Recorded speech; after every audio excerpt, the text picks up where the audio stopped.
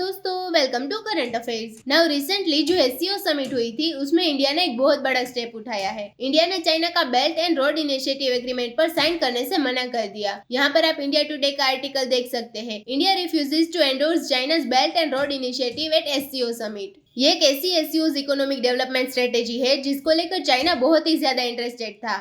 Russia भी काफी excited था कि ये स्ट्रेटेजी अगर साइन हो जाती है तो उससे युआन का एक्सपेंशन और ज्यादा हो जाएगा। 2030 में चाइना का प्रभाव एससीओ के सारे कंट्रीज में कई गुना बढ़ जाएगा। लेकिन इंडिया अकेला देश है आज के समय जो इस स्ट्रेटेजी का विरोध कर रहा है। एससीओ के सारे मेंबर कंट्रीज इस स्ट्रेटेजी को सपोर्ट कर रहे हैं, इंडिया के सिवाय। इंडिया का जो स्टैंड है इंटरनेशनली, ये देखकर लगता है कि दुनिया एक बार चाइना के सामने झुक जाए, लेकिन इंडिया चाइना की कंप्लीट डोमिनेशन को एक्सेप्ट नहीं करेगा। तो इस वीडियो में हम काफी कुछ डिस्कस करेंगे, सो इस वीडियो को एंड तक जरूर देखिएगा। और आपने अभी तक हमारी चैनल को सब्सक्राइब नहीं किया है तो जरूर से सब्सक्राइब कर लीजिएगा ताकि हमारे वीडियो की लेटेस्ट नोटिफिकेशन आप सभी को सबसे पहले मिल सके। एससीओ शंघाई कोऑपरेशन ऑर्गेनाइजेशन ये दुनिया का सबसे बड़ा रीजनल ऑर्गेनाइजेशन है। ये एक ऐसा ग्रुप है जहां पर दुनिया की 40% पॉपुलेशन आ जाती है। इंडिया ने इस बार एससीओ समिट वर्चुअली कराया है। सारे लीडर्स को कहा कि अपने अपने देश में रहकर वीडियो कॉन्फ्रेंसिंग के जरिए ये पूरा समिट होगा। 2 जून को इंडिया ने ये बात ऑफिशियल कर दी थी कि बहुत से रीजन के वजह से एससीओ समिट वर्चुअली होगा।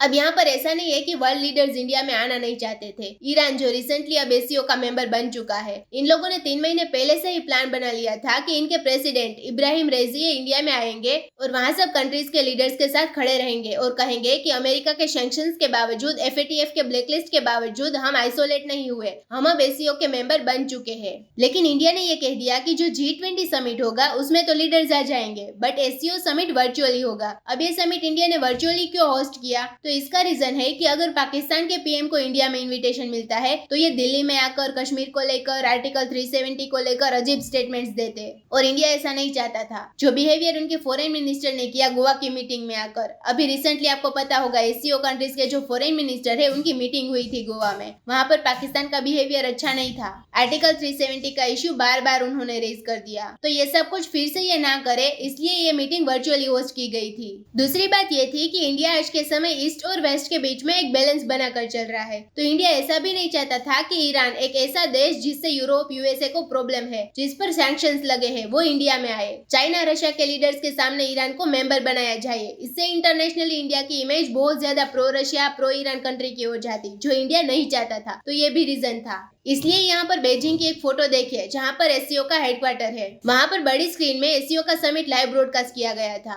और इस समिट को पूरी दुनिया ने ऑब्जर्व किया और एक बात नोटिस करी कि एससीओ में यूनिटी नहीं है, यूनिटी की यहाँ पर कमी है, और इसका रीजन है चाइना का अग्रेशन, इंडिया के सोवरेनिटी को रिस्पेक्ट ना करना। ये एक बड़ा रीजन है कि एससीओ एज अ ग्रुप ज्यादा कुछ अकम्प्लिश नहीं कर पा रहा। इंडिया ने इस बार का जो एससीओ समिट होस्ट किया है वर्चुअली, उसमें इंडिया ने ये सब इश्यू रेज किए। काउंटर टेरर ऑपरेशन कैसे कर सकते हैं, कनेक्टिविटी कैसे इंप्रूव करे, इनोवेशन कैसे इंप्रूव करे, फूड और फ्यूल क्राइसिस के बारे में बात की गई और अफगानिस्तान का इशू भी डिस्कस किया गया। लेकिन चाइना का एक ही फोकस था 2030 को लेकर चाइना से ज्यादा ऑब्सेस्ड कंट्री दूसरा कोई नहीं होगा, क्योंकि उनको पता है कि 2028 और 2030 के बीच में ये यूएसए को ओवरटेक कर लेंगे नॉमिनल जीडीपी के मामले में। यहाँ पर देखिए आईएमएफ की प्रोजेक्शन, 2028 तक चाइना बिल्कुल यूएसए के पीछे होगा नॉमिनल जीडीपी के मामले में, और उसके बाद कुछ ही सालों में चाइना ओवरटेक कर लेगा यूएसए को। तो अब चाइना का प्लान ये है कि 2030 में जब ये लोग यूएसए की बराबरी कर लेंगे या फिर उससे आगे निकलेंगे, तब ये अपने बेल्ट एंड रोड इनिशिएटिव के अंडर कई और देशों को अपने डेब्ट ट्रैप में फंसा चुके होंगे। यही प्लान है चाइना की स्ट्रेटेजी फॉर इकोनॉमिक डेवलपमेंट का।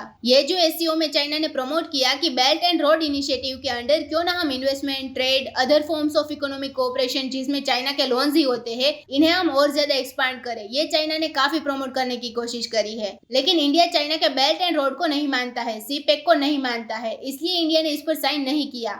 यहाँ पर वर्ल्ड मैप देखो तो ये सब कंट्रीज वो है जिन्होंने चाइना के बेल्ट एंड रोड इनिशिएटिव पर साइन कर लिया है। चाइना के इकोनॉमिक प्रोग्रेस और उनकी जो अग्रेसिव फॉरेन पॉलिसी है, ये देख के आपको लगेगा ये बहुत अजीब है। और एक बात मैं बता दूं, इंडिया को रिसेंटली एक टेक्नोक्रेट फॉरेन मिनिस्टर मिला। आप सब ने उसका एक डिफरेंस देखा। एक आदमी जो एक्सपर्ट है एक फील्ड में, उसे जब मिनिस्टर बनाया जाए तो बेहतर ही रिजल्ट मिलेगा उस फील्ड में। तो डॉक्टर एस जयशंकर ये एज ए गवर्नमेंट सर्वेंट काम कर रहे थे, ये अब जाके फॉरेन मिनिस्टर बने हैं। चाइना में टेक्नोक्रेट इनकी विदेश नीति पिछले 20-30 सालों से संभाल रहे हैं। तो चाइना फॉरेन पॉलिसी के मामले में इंडिया से बहुत आगे है। डॉक्टर एस जयशंकर ने कहा कि belt and road road initiative के बारे में इंडिया का जो स्टैंड है ये क्लियर है लंबे समय से कि बेल्ट एंड रोड इनिशिएटिव के अंडर ही चाइना और पाकिस्तान का सीपेक प्रोजेक्ट आता है जो पाकिस्तान ऑक्यूपाइड कश्मीर से गुजरता है। इसलिए कभी भी हम बेल्ट एंड रोड इनिशिएटिव को एक्सेप्ट नहीं करेंगे। रिसेंटली चाइना ने एससीओ का गलत फायदा उठाकर जो इकोनॉमिक डेवलपमेंट स्ट्रेटेजी 2030 को भी प्रमोट करने की कोशिश करी, इसको भी इंडिया ने इसलिए साइन नहीं किया। लेकिन अगर इंडिया इसको साइन नहीं करता और बाकी कंट्रीज साइन कर लेते हैं तो क्या इंडिया के बिना ये स्ट्रेटेजी आगे बढ़ पाएगी? तो बढ़ तो जाएगी, लेकिन उसका इम्पैक्ट इतना ज्यादा नहीं दिखेगा क्योंकि एससीओ की दो मेजर इकोनॉमीज है, उनमें से एक कंट्री अगर ऑन बोर्ड नहीं है तो इस स्ट्रेटेजी का कुछ ज्यादा मतलब नहीं है। और इंडिया की स्ट्रेटेजी तो सबके सामने ही है।